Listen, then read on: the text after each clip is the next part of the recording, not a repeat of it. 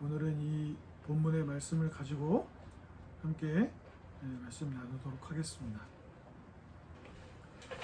우리는 우리가 이렇게 잘 의식하지 못하는 인식하지 못하는 순간에조차 뭔가를 듣고 그것을 따라서 살아갑니다. 누군가에게는 그것이 가훈 같은 것이 될 수 있겠죠. 그거를 뭔가 마음의 중심에 두고 살죠.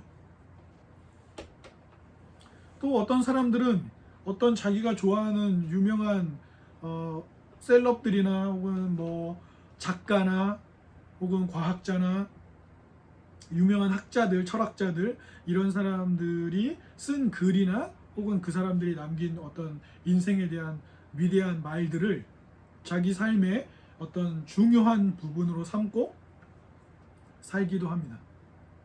때로는 그 다양한 좋은 이야기들이 다 합쳐져서 여러 이야기를 들은 것 중에 자기가 뽑아내가지고 그러면은 이 하나로 좀 요약이 되는데 그걸 기준으로 내가 살아야겠다 이렇게 생각하기도 하지요.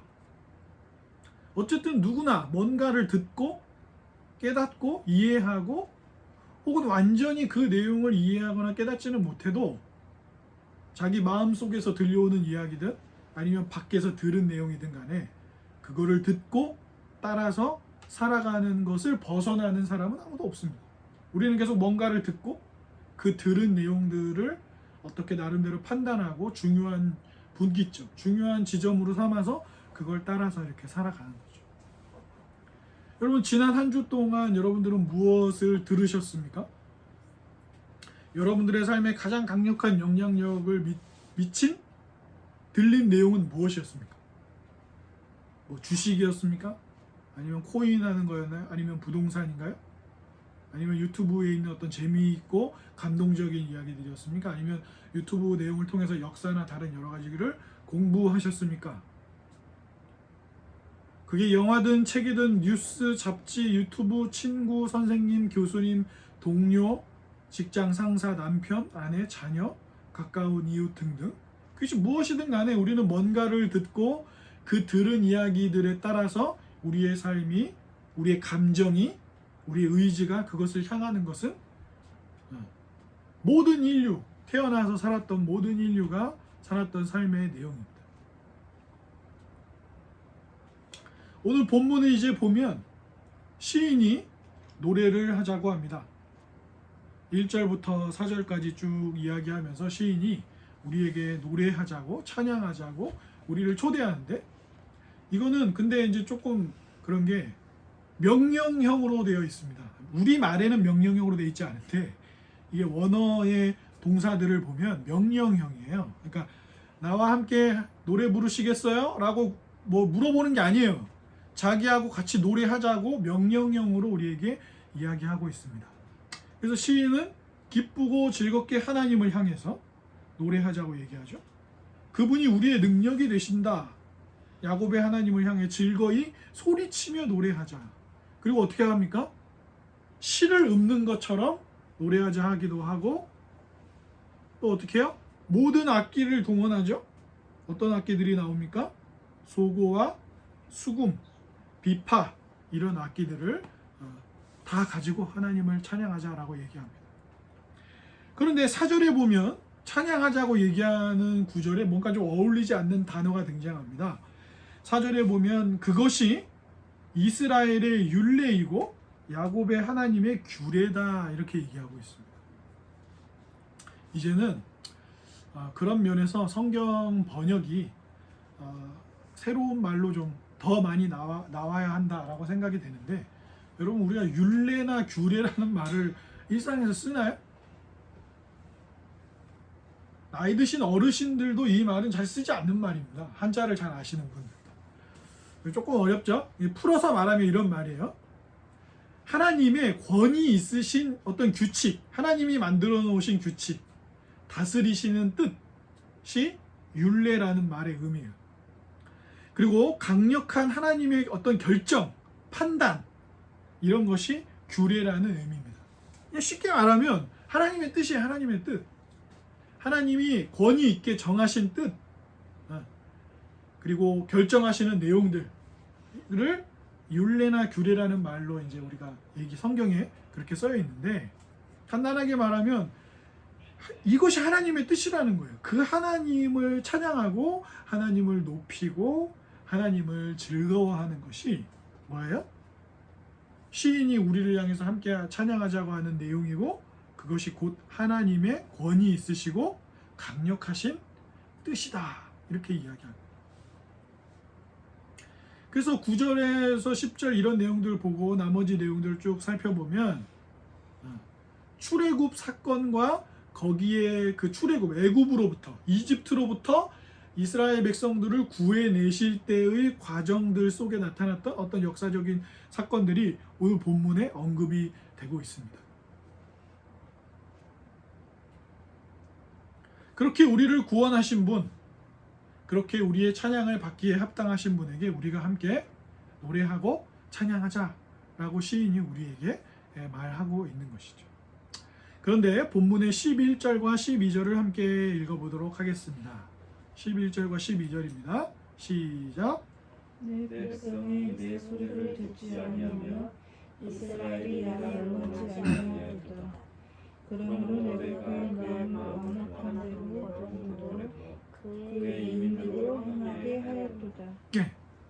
시인은 우리에게 찬양하자고 했고, 그것이 하나님의 권위 있으시고 강력하신 뜻이라고 얘기했습니다. 그리고 우리가 그러한 하나님을 찬양하는 데는 오늘 3절에 보면 초하루, 그러니까 그 달의 첫날부터 첫날과 보름에 우리의 명절, 우리 명절이니까 추석 그런 거 아니에요. 이스라엘의 절기예요. 이스라엘의 유명한 7가지 절기가 있어요. 1년 중에. 그게 이제 음력 달로 움직이는 절기인데 7가지 절기가 있어요. 여기에 우리가 잘 아는 그 절기들이 있죠. 6월절, 오순절, 이런 절기들이 여기 들어있는 거예요. 7가지 중에. 그 명절을 얘기하는 겁니다. 네. 그러니까 명절에 하나님을 높이듯이 모든 악기를 동원해서 기쁘고 즐겁게 하나님을 기뻐하면서 찬양하자. 그분은 어떤 분인데요? 우리를 이집트로부터 건져내어 우리를 구원하신 분이다. 우리가 무리바라고 하는 무리바 물가에서 왜 목말라 죽겠다고 모세한테 불평하잖아요. 그때 모세가 이제 하나님의 뜻으로 바위를 쳐서 물이 나와가지고 물을 마시는 장면이 나오는 게 무리바거든요. 오늘 그 장소도 언급하면서 7절에 하나님은 우리를 그렇게 건지신 분이다. 하나님 우리 이렇게 먹이신 분이다. 하나님 우리를 구원하셨다. 그렇게. 그러면서 쭉 설명을 하는데, 그런데 뭐라고 얘기합니까? 방금 여러분들이 읽으셨던 9절에 뭐라고 설명하고 있어요? 정작 이스라엘 백성들은 그런 하나님의 소리를 듣지 않고 이스라엘이 하나님을 원하지 않고 악한 마음대로 하나님이 그대로 두셔서 그들 뜻대로 하도록 하셨다. 가끔 애들이 너무 말을 안 들으면 엄마 아빠가 이제 어떻게 할까? 포기를 하죠. 포기하고 어떻게 할까? 그래, 네 마음대로 해라 하고 이제 손을 놓는 거죠. 네 하고 싶은 대로 해라. 그게 진짜, 그러니까 사람들은 사랑의 반대말이 미움이라고 생각하지만 아니에요. 사랑의 반대말은 무관심입니다. 무관심이에요. 그게 진짜 치명적인 겁니다. 학교 같은 데서도 아이들이 어떤 한 아이를 괴롭히고 집단적으로 괴롭힐 때 하는 행동이 뭐가 있어요? 마치 그 아이가 같은 교실에 존재하지 않는 것처럼 행동하죠. 말도 걸어주지 않고 밥도 같이 먹지 않고 마치 그 아이가 교실에 없는 것처럼 그렇게 행동하는 것이 미움보다 훨씬 강력한 사랑의 반대적인 행동이거든요. 이스라엘이 그래서 하나님이 내버려 두셨다는 것이죠. 아주 무서운 이야기가 등장하고 있는 것입니다. 하나님은 우리가 하나님을 찬양할 수 있도록 우리를 구원하시고 그렇게 일을 행하셨는데, 그리고 우리는 그 하나님이 우리를 구원하신 이 일을 기리기 위해서 오늘 본문의 명절로 이 시편 81편의 배경이 되는 명절은 어떤 명절이에요? 초막절이에요. 초막절.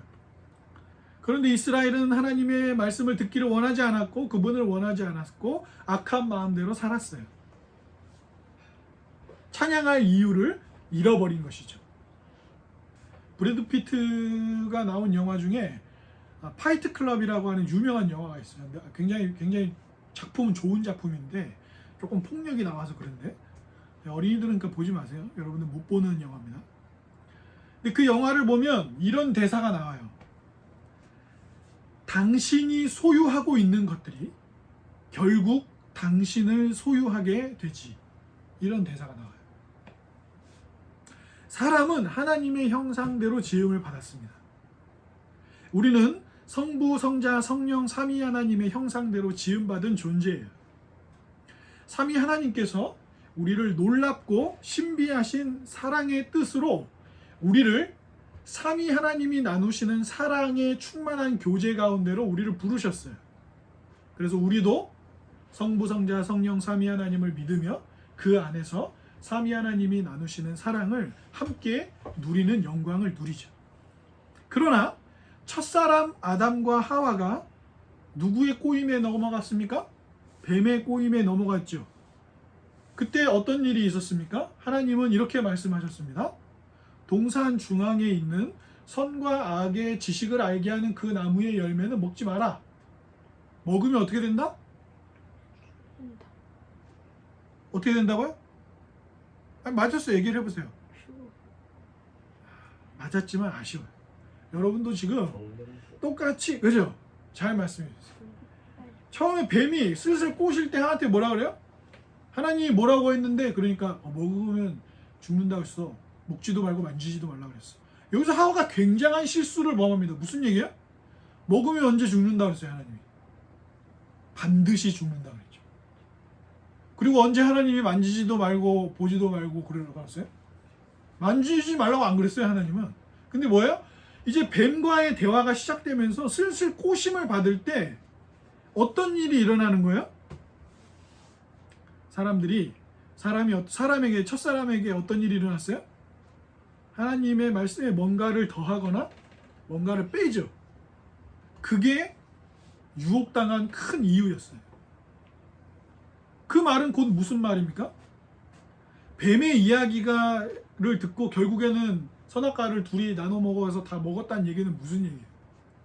하나님 자신들을 사랑하시고 자신들을 충만하게 하시는 하나님 외에 다른 이야기에 귀를 기울이기 시작했다는 거예요. 근데 하나님이 오늘 하나님을 찬양하는 구원을 하신 하나님에 대해서 이스라엘이 어떻게 했다고요? 내 백성이 내 소리를 듣지 않았다. 이렇게 하나님이 직접 말씀하시죠. 시인이 하나님의 말씀을 인용하여 하나님의 뜻을 우리에게 그대로 전달하고 있습니다. 듣지 않는 거예요. 듣지 않는 거예요. 그래 하나님 말이라고 다 맞을 리가 없잖아. 얼마나 좋은 거였으면 우리를 못 먹게 하는 거야? 그러니까 막 이제 말이 꼬이는 거죠. 우리 막 이제 앞뒤가 안 맞기 시작하고 말이 막 하기가 힘들어지면 어때요? 말이 꼬이잖아요. 그게 어떻게 된 거예요? 먹으면 죽는다고 하셨어. 여기서 이제 반드시란 말을 빼버리는 거죠. 그리고 나서는 어떻게 하는 거예요? 만지지도 말고 보지도 말라 그래. 언제? 하나님이 언제 만지지 말라 그랬어? 어떤 말은 빼고 중요한 말은 빼고 하시지도 않은 말씀은 더하고 그 얘기는 곧 이제 하나님의 말씀이 아니라 뱀의 말에 귀를 기울이기 시작했다라고 하는 것이죠. 이미 유혹은 그때 게임은 끝난 거예요. 이미 그때. 정령이란 말을 빼버린 것 그리고 쓸데없는 말을 덧붙였을 때 이미 뱀과의 대화에서는 싸움이 끝난 거예요. 그것이 우리 인간의 삶을 비참하게 만드는 핵심적인 이유라고 성경은 우리에게 얘기하는 거예요. 여러분 잘 보세요. 첫사람 아담과 하와가 그때부터 모든 인류는 창세기부터 요한계시록까지 쭉 읽어보세요. 사람들이 무슨 말을 들어요? 여러분 사람들이 이사야 선지자의 말을 듣습니까? 사람들이 에스겔 선지자의 말을 듣나요? 안 들어요. 여러분도 여러분들의 자녀가 말을 들어주지 않을 때, 여러분도 여러분들의 배우자가 여러분의 이야기를 들어주지 않을 때 얼마나 답답해요. 인생의 비참함은 어디 있는 거예요? 유시민, 이준석, 무슨 사이트, 누가 운영하는 유튜브, 내가 좋아하는 경제 유튜브, 그런 사람들 이야기 듣는 거, 내가 좋아하는 작가의 책을 읽는 거, 소크라테스니, 플라톤이니, 칸트니, 어떤 정치인이니, 이순신 장군이니, 그러니까 성경이 우리에게 뭐라고 말하냐면 항상 이 성경 안에 일어나는 모든 죄악된 일과 불합리한 일들의 핵심이 뭐예요? 하나님의 백성들이 하나님의 말씀을 듣지 않고 다른 이야기를 듣는 거예요. 다른 이야기. 그러면 뭐가 어떻게 돼요?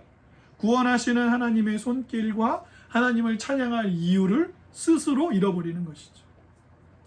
그것이 무엇이든 심지어 하나님이 우리에게 주신 아주 아름답고 선한 것들조차도 해, 달, 공기, 땅, 흙, 그 모든 것들을 하나님과 분리시키면 뭐예요? 그 영화 대사처럼 당신이 소유하고 있는 것들이 어떻게 된다고요? 결국 당신을 소유하게 되는 거예요. 돈을 원하면 돈이 당신을 갖는 거예요. 권력을 원하면 권력의 종이 되는 거예요. 게임을 원하면 게임의 종이 되는 거예요. 그것만 원하면 말이죠. 일에 매이면 일의 종이 되는 거죠. 그러니까 사람들이 다 뭐라고 말해요? 교회 못 가겠어요. 나는 하나님 못 믿겠어요. 왜요? 그러면 하나님 믿으면 술도 못 먹죠. 담배도 못 피죠. 그리고 말씀에 보면 뭐를 하지 마라 이런 게 너무 많잖아요. 나는 그렇게 하나님 뜻대로 사는 게 너무 힘드니까 교회 안 갈래요. 이렇게 말하시는 분이 있어요. 틀린 말이에요. 왜요? 그러면 하나님을 믿지 않으면 우리가 다른 것에 매여 살지 않습니까? 모두 돈 거리고 살잖아요. 모두 정치 그러면서 살잖아요. 모두 자녀를 성공시키기 위해서 목매고 살잖아요. 그죠? 맹모 삼천지교 맹자를 위해서 부모님이 이사를 몇 번이나 했다는데 우리나라 부모님들은 얼마나 더 해요. 그러니까 사람들은 그러니까 하나님을 따라다니면 하나님의 뜻대로 사는 건 너무 어려워요라고 말하면서도 정작 어때요? 돈의 노예로, 권력의 노예로, 명예의 노예로, 자녀 교육의 노예로, 그리고 뭐예요? 사람들에게 내 집을 장만하고 차를 장만하고 차도 좋은 차 타고 이런 거를 보여주기 위해서 우리가 얼마나 종처럼 사냐 이거예요. 하나님의 뜻을 따르지 않기 때문에 그러나 성경은 우리에게 그래서 우리의 삶이 고난을 당하고 있다고 가르쳐 주죠. 소크라테스는 이렇게 말했고 아리스토텔레스는 이렇게 말하고 어떤 위대한 정치인은 이렇게 말하고 어떤 내가 좋아하는 작가는 저렇게 말합니다. 그러면 누구 뜻대로 살 것입니까? 누구의 말이 진리이죠? 누구의 말이 영원한 말입니까? 누구의 말이 우리를 영원히 먹이고 입히며 영원한 생명으로 인도합니까? 성경은 강력하게 영원히 변하지 않는 진리는 오직 그분 한 분이고 하나님 한 분의 뜻만이 그리고 그분의 뜻과 사랑과 그분의 형상으로 지음받은 우리는 어떻게 해요? 그분의 뜻 안에 있을 때 가장 온전한 삶을 살 수 있다라고 이야기해 주는 거죠. 사람들은 하나님의 뜻대로 사는 것이 고통스럽고 매이는 것이고 종교의 종이 되는 것이라고 말하지만 우리가 소유하고 있는 것들이 결국 우리를 소유하게 된다는 그 영화의 대사처럼 우리는 무언가에 매여서 살아가고 있음을 잊어서는 안 됩니다. 우리는 종교를 갖는 것이 하나님을 믿는 것이 나는 하나님의 노예가 되기 싫어요 라고 말하지만 정말 정작 우리는 수많은 우리를 둘러싸고 있는 문화와 재미와 감동과 이런 것들에 얼마나 많은 돈과 에너지들을 쓰고 있습니다. 더는 말씀 안 드릴게요. 게임이든 여행이든 사람 만나는 것이든 무엇이든 간에 우리는 충분히 우리 스스로가 이미 우리가 소유하는 것들을 통해서 그것의 소유가 되어지는 삶을 살고 있습니다. 레위기 23장 33절을 한번 볼까요? 창세기, 출애굽기, 레위기 세 번째 있습니다. 레위기 23장 33절입니다. 레위기 23장 33절입니다.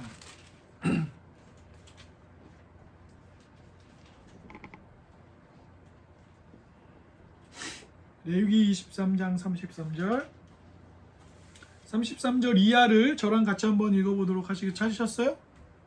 같이 한번 읽어보겠습니다. 여호와께서 모세에게 말씀하여 이르시되 이스라엘 자손에게 말하여 이르라 일곱째 달 15째 날은 초막절이니 여호와를 위하여 이레 동안 지킬 것이라. 첫날에는 성회로 모일지니 너희는 아무 노동도 하지 말지며 이레 동안에 너희는 여호와께 화제를 드릴 것이요 여덟째 날에도 너희는 성회로 모여서 여호와께 화제를 드릴지니 이는 거룩한 대회라. 너희는 어떤 노동도 하지 말지니라. 이것들은 여호와의 절기라. 이러면서 이제 이 여호와의 절기를 좀 설명해 주거든요. 거기 이제 초막절이 나와요. 오늘 시편 81편의 배경이 되고 있는 초막절이 나와요. 그래서 오늘 시편에서도 뭐라 그랬다고요? 아까 시편 9절에서 초하루와 보름과 우리의 명절의 나팔을 불며 하나님 찬양하자. 우리 하나님 찬양할 이유가 있다. 그분은 우리를 구원하셨으니. 그러니까 이 초막절은 이집트로부터 하나님이 이스라엘을 구원하셨을 때 불기둥과 구름기둥으로 이스라엘을 인도하시잖아요. 그죠? 낮에는 구름기둥으로, 밤에는 불기둥으로 이스라엘 지키신단 말이죠. 그리고 시내산에서 하나님의 영광을 경험하게 하시고 율법을 주시죠. 십계명을 주십니다. 모세를 통해서. 그거를 기념하는 날이 초막절이에요. 그런데 이 초막절을 지킬 때 유대인들이 어떻게 했냐면 마지막 날 밤에 여인들이 뜰에서 횃불을 밝히는 행사가 있었어요. 이제 실제로 나중에는 매일 하기도 하는데, 그래서 횃불을 밝히면서 뭘 했냐면 하나님께서 자신들에게 계시를 주신 거예요. 뭘 주셨다고요? 계시, 말씀을 주신 거예요. 그래서 그 말씀을 주셔서 암흑과 혼돈이 가득한 이 세상에서 하나님을 알게 하시고 그 진리의 말씀으로 자신들을 구원하시고 이끌어 가신 것을 기념하는 것으로 마지막 날 여인들이 뜰에서 횃불을 쫙 밝히면서 그걸 했던 것이죠. 거대한 4개의 기둥의 등을 켜고 그 불빛 아래서 열광적인 어떤 이들만의 초막절 의식을 했던 것이죠. 밤새도록 찬송을 부르고 춤을 추면서 밤마다 이 행사를 하고 마지막 날은 더 밝게 예루살렘을 아주 반짝반짝 빛나게 수놓는 정도로 했던 것이죠. 그런데 요한복음 8장, 7장 넘어가서 8장 보면 예수님이 이 초막절을 배경으로 딱 등장하시면서 예수님이 뭐라 그러시죠? 내가 세상의 빛이다. 이렇게 말씀하시죠. 그러면서 에고에임이라는 헬라어를 쓰십니다. 이 무슨 말입니까? 에고에임이라는 이 말을 내가 누구이다라는 말인데 이 말은 구약에서 누가 쓰시는 거예요? 하나님만 쓰시는 거예요. 내가 스스로 있는 자다. 내가 여호와 만군의 하나님이다. 라고 하나님이 자신을 설명하실 때 쓰셨던 단어를 물론 예수님은 아람어로 말씀하셨겠지만 성경에 이제 그걸 헬라어로 기억하면서 에고에임이 그럼 뭐예요? 내가 어떤 신적인 하나님과 동등한 누구다라고 얘기하시는데 요한복음에 그게 여러 개가 나오잖아요. 내가 목자다 이런 것도 나오고 내가 양의 문이다 이런 거 나오잖아요. 근데 그 요한복음 나오는 내용 중에 두 번째로 이 초막절 그 반짝이는 불빛을 배경으로 뭐라고 하셨다고요? 내가 세상의 빛이다 이렇게 말씀하셨어요. 그래서 구약에 보면 출애굽기에는 이 구름 속의 밝은 빛이 하나님이 이스라엘을 지키신다는 의미였어요. 이 빛이라는 것이. 그리고 시편 27편에 보면 하나님의 빛 대신 그분이 빛이신 것을 노래하도록 이스라엘 백성들이 훈련을 받는 내용이 시편 27편에 나와요. 하나님이 빛이시다. 그분은 우리를 보호하신다. 이거를 노래하는 훈련을 하죠. 그리고 말씀과 율법. 그 하나님의 말씀을 소중히 여기고 그 말씀의 인도함을 받아 사는 삶. 그 말씀을 빛으로 시편 119편이나 잠언 6장 23절이 우리에게 이렇게 설명해 줍니다. 그리고 이 빛이라는 말이 하박국이나 에스겔에서는 하나님이 이스라엘 백성들을 구원하실 때 사용하는 말로 또 나옵니다. 그리고 이사야서 60장에 보면 마지막 날에 하나님께서 친히 자기의 백성들을 구원하실 것을 하나님의 빛으로 설명합니다. 그러니까 무슨 얘기예요? 이스라엘 백성들에게 이 초막절을 배경으로 한 반짝반짝이는 마지막 날 밝히는 이 등, 이 횃불은 곧 무슨 의미예요? 하나님의 구원, 하나님이 주시는 생명의 말씀, 하나님의 인도하심을 강력하게 상징하는 거예요. 그러니까 예를 들면 우리가 추석에 송편을 먹잖아요. 그럼 송편 그러면 다른 나라 사람들이요 그냥 뭐 한국에 있는 떡 종류 중에 하나인가 보다 이렇게 생각할 수 있지만 우리는 추석의 명절에 먹는 추석을 상징하는 떡이라는 걸 알잖아요. 마찬가지로 이스라엘 사람들에게, 유대인들에게 하나님이 빛이시다라는 말은 영원한 말씀, 진리, 구원 이런 것과 딱 겹쳐서 이미지가 바로 떠오르는 거죠. 추석의 밝은 달이 떠오르는 것처럼. 이런 배경 속에서 예수님이 자기를 빛이라고 말씀하셨기 때문에, 그리고 나중에 자기가 빛이라는 것을 어떻게 보여주십니까? 요한복음 9장에서 실제로 앞을 보지 못하는 사람을 앞을 보게 해줌으로써 예수님이 죄악의 어둠 속에 다른 이야기들을 들으면서 다른 소유물들의 종이 되어 살아가고 있는, 죄의 종로로 타고 있는 사람들의 눈을 뜨게 할 것이고 보게 할 것이고, 예수님이 빛이셔서 죄의 껌껌한 어둠 속에 있는 사람들의 삶을 빛으로 부르시고 구원하실 것이라는 사실을 요한복음이 이렇게 7, 8, 9장 넘어가면서 설명하는데, 그것이 초막절을 배경으로 하고 있다는 거예요.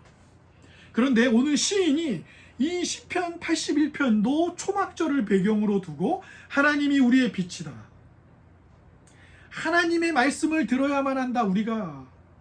그래서 13절에 하나님의 말씀을 인용하면서 시인이 뭐라고 합니까? 시편 오늘 81편에 같이 한번 읽어볼까요? 13절 시작.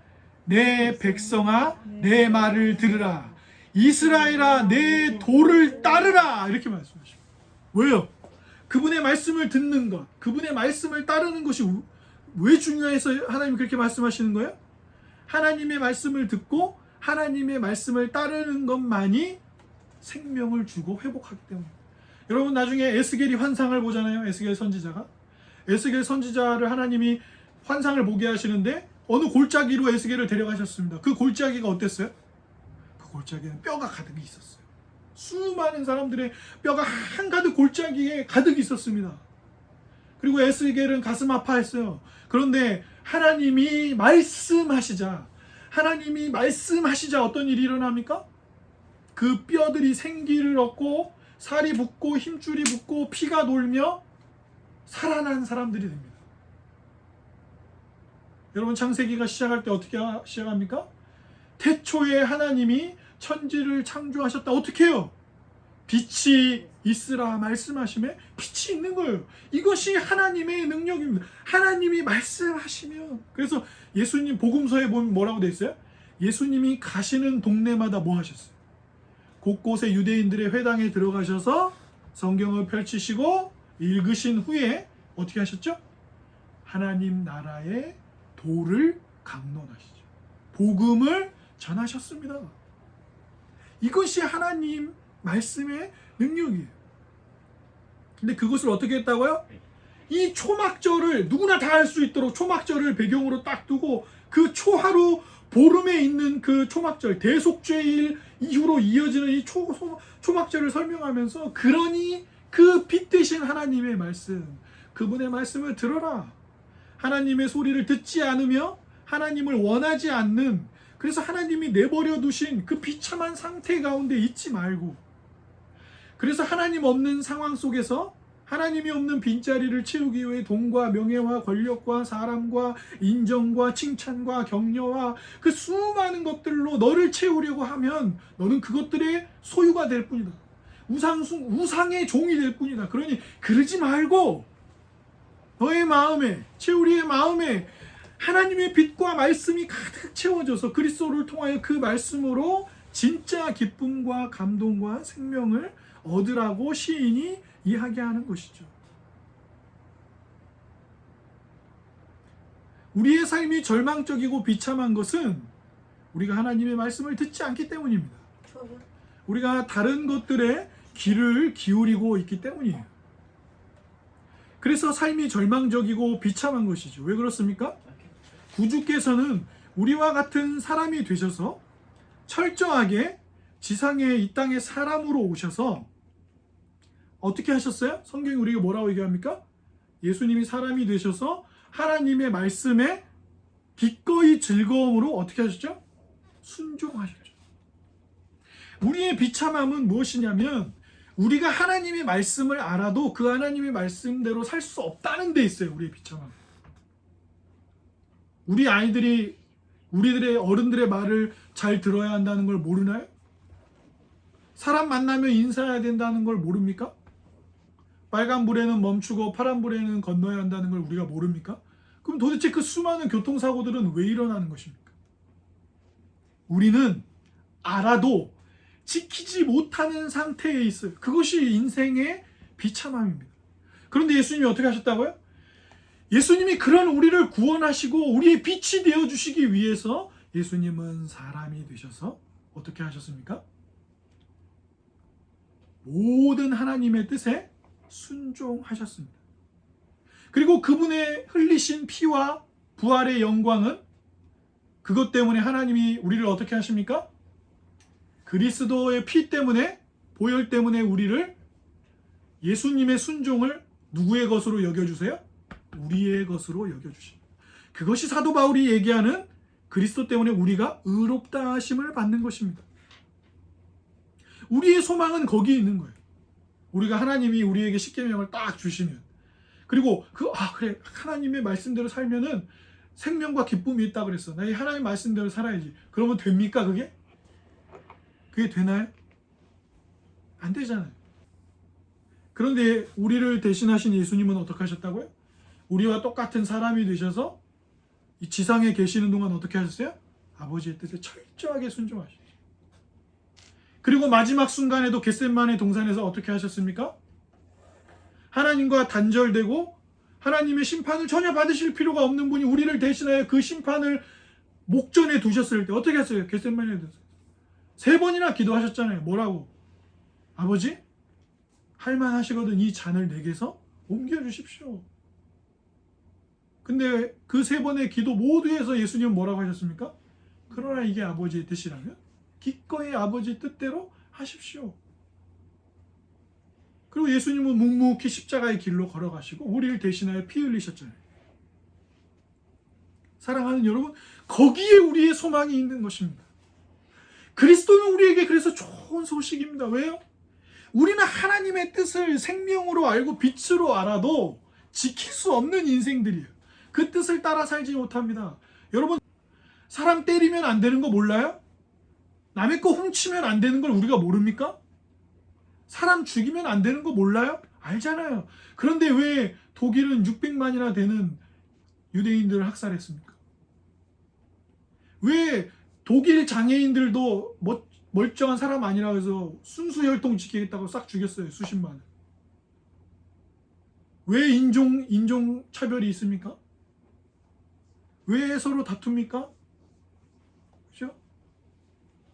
우리는 할 수 없는 사람들인데 어때요? 우리의 소망은 할 수 없는 우리를 대신하여 그리스도가 다 하셨고 그리스도의 죽음과 부활로 인하여 하나님이 그것을 우리의 의로 여겨주신다는 사실입니다.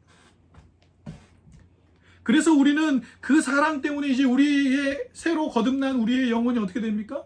그분의 말씀을 즐거워하죠. 그분을 찬양하는 일을 기뻐합니다. 그분의 말씀을 읽고 그분의 말씀을 듣는 일을 즐거워합니다. 잠들어 있던 교회가 깨어나는 시기에는 그 몸이 아팠을 때 죽 먹거나 미음 같은 거 먹잖아요. 장염 걸리거나 그러면. 그 몸이 약해졌을 때. 그런데 이제 몸이 건강해졌다는 걸 우리가 어디서 압니까? 식욕이 돈다. 몸이 안 좋을 때는 식욕이 없어요. 그런데 몸이 건강을 되찾으면 어때요? 식욕이 돌아요. 사랑하는 여러분, 하나님이 우리를 사랑하시는 사랑을 누리며 우리의 삶이 부흥과 개혁과 그런 은혜를 맛보면 설교가 1시간이 웬 말입니까? 말씀 한두 장이 하루에 웬 말이에요? 물론 일상을 뒤로 제쳐놓으라는 말이 아니에요. 식욕이 도는 것처럼 하나님의 말씀을 향한 그분의 말씀과 그분을 보고 듣기 위한 우리의 영혼의 감각이 되살아나는 거예요. 부흥이 일어날 때는 말입니다. 아이들이 제일 듣기 싫어하는 소리가 뭔지 아세요?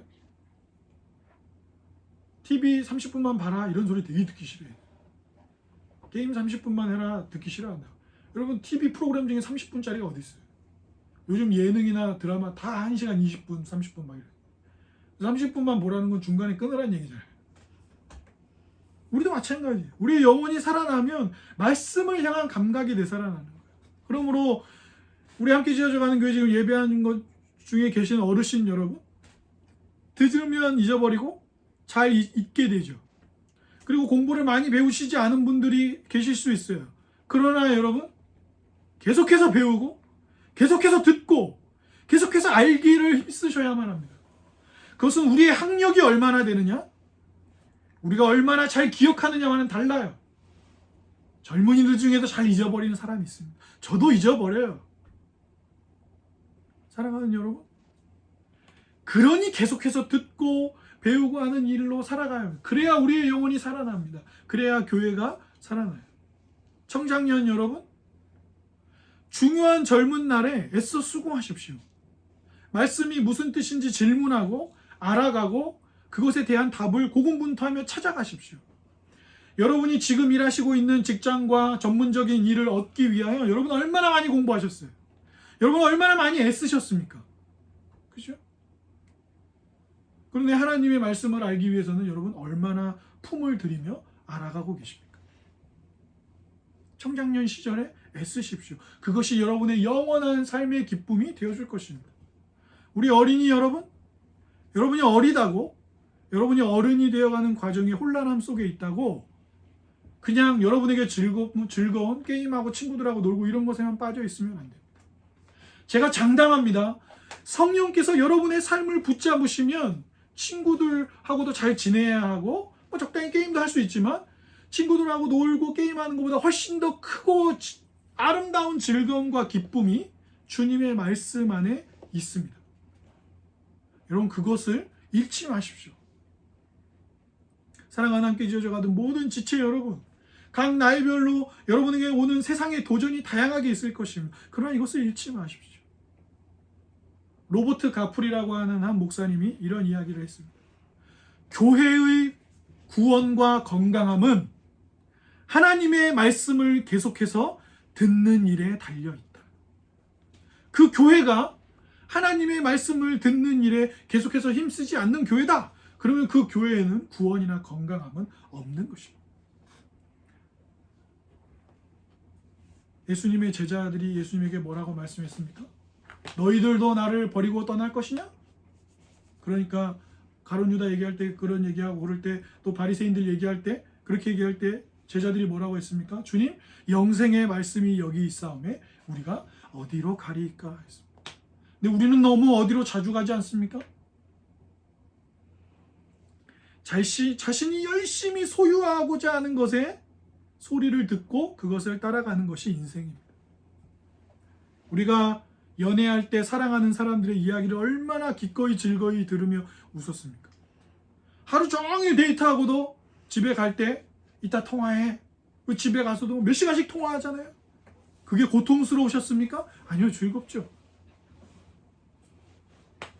아이들이 사춘기가 되면 사춘기 되기 전에 아이들이 쫑알쫑알 집에 와가지고 엄마 나 오늘 무슨 일이 있었고 무슨 일이 있어 엄마 아빠한테 쫑알쫑알 거리던 걸 얼마나 그리워하게 돼요.